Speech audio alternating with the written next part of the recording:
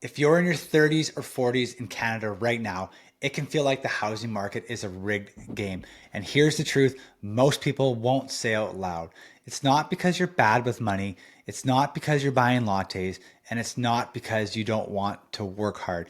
It's because the math has changed. Today, I'm going to show you exactly why it feels harder than it did for your parents. And more importantly, I'm going to walk you through the Canadian mortgage blueprint that real families are using to buy sooner, breathe easier, and build wealth anyway.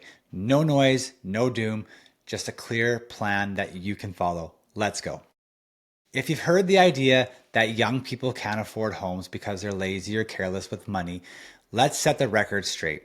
The real issue, it's not lifestyle. The real issue is the math. It doesn't math anymore. Housing prices sprinted ahead while paychecks jogged, and it doesn't matter how disciplined you are if the finish line keeps moving faster than you can actually run.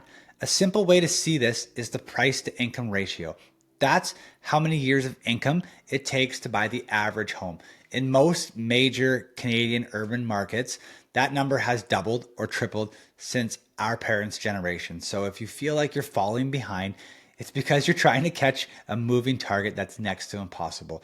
And it's not just the cost of a home, groceries cost more, gas costs more, daycare often costs as much as a mortgage payment. And the average car payment in Canada right now is over $700 a month.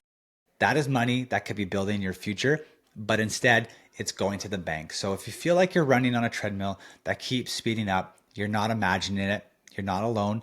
You're reacting to math that your parents never had to deal with. Now, let's break down why this happened in plain, simple English. Reason number one, supply and demand. Canada added almost a million people last year. We didn't build a million homes. It's like adding 20 guests to a dinner party and only putting out two extra chairs. Reason number two, life timing has shifted. In today's climate, people marry later, have kids later, and buy later. And many start out on a single income instead of two. That makes early homeownership harder. Reason number three, student debt. Starting adulthood with $20,000 to $40,000 in loans delays saving and delays buying. Reason number four, car financing. It's nuts. Cars quietly became one of the biggest financial anchors in the country. A $700 car payment can delay a home purchase by years.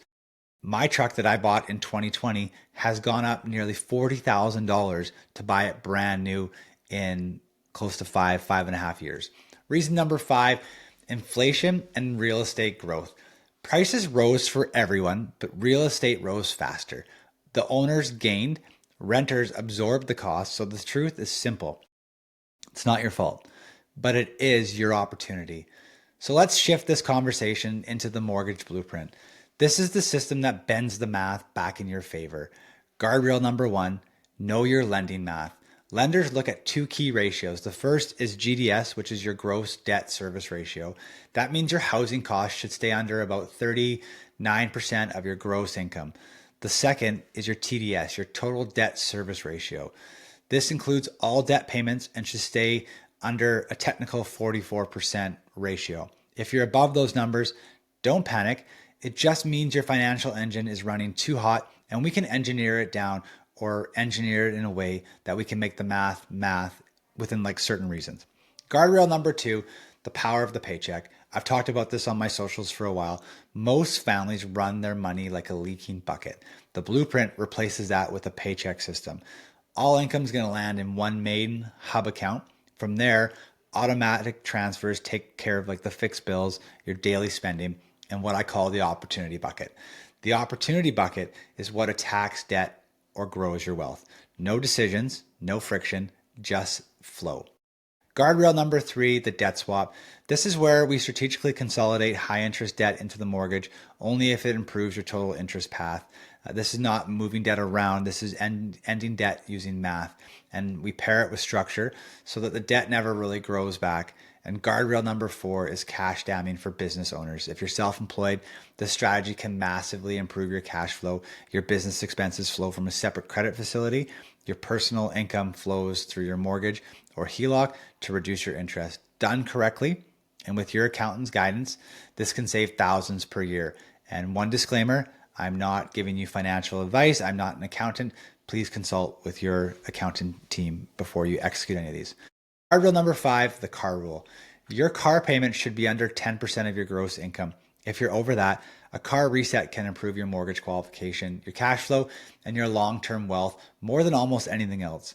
Car payments are the silent killer, in my opinion. For every $400 in car payment, it takes away $100,000 in mortgage qualification. So buy the home and then buy the car, please. Guardrail number 6, invest on schedule, not on vibes. Once cash flow is stable, automate your TFSA or your RRSP contributions. Your home, it's a tool. It's not your entire plan. So you need investments that are going to pay you back in some form or shape. Let me give you a real example. 2 of my clients from Surrey, 2 kids, good job, good income, but they still felt broke every month. Their TDS ratio when I met with them was 49%. Their car payment alone was draining them. Here's what I did. Step 1, I consolidated high interest debt into a structured mortgage and I isolated the debt. Step 2, I reset one of their vehicles at renewal. Step 3, I set them up with the power of the paycheck with automatic sweeps. Now, the power of the paycheck, it's very topical on social media right now, and it's not for everyone. I'll be the first to say it, but for the right individual or multiple clients, it can be a game changer with your mortgage. You need to be financially prudent, fiscally responsible, but if that's you, this strategy makes all the sense. Step 4, we used cash damming for some business investments. And after 6 months, their TDS dropped from 49% down to 40%. Their emergency fund that they didn't have when we started chatting, it was growing. And their line of credit balance dropped by 60%. Their credit score improved drastically. And for the first time, their TFSA contributions were now automated. They didn't win by chasing a lower rate. We actually took them from a renewal offer, I think it was like 4.1, and they actually went with a higher rate at 4.49, but they won with strategy.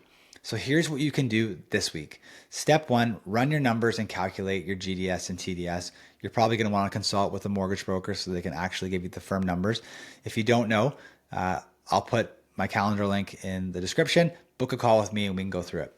Step 2, list every payment you make and identify your top 2 cash flow leaks. Step 3, pick your lever. Maybe it's we get rid of the car loan. Maybe we execute the debt swap. Maybe it's setting up the power of the paycheck strategy.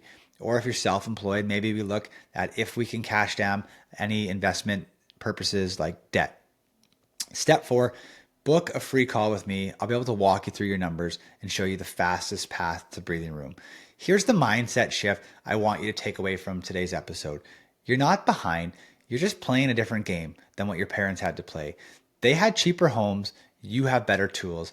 And when you use strategy, the math starts working for you again, because at the end of the day, strategy beats rate every time. If this helped, hit the like, subscribe, and share it with someone who needs a plan. And once you're done with this one, check out my last week's video up here where I unpack who's actually buying in today's market. Let's build wealth on purpose.